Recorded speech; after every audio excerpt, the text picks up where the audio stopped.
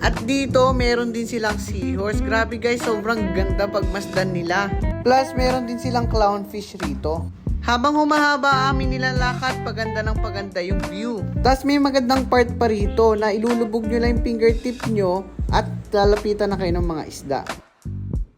At meron din silang part dito na puro stingray lang ang makikita nyo at mga shark. Puntahan naman natin yung isa sa mga attraction nila dito. Walang iba kundi ang mga penguin. Pagkarating namin, agad namin pinuntahan yung aquarium ng mga penguin. You want more? No. Let's go inside. No. You want to go inside to see penguins? No. Why?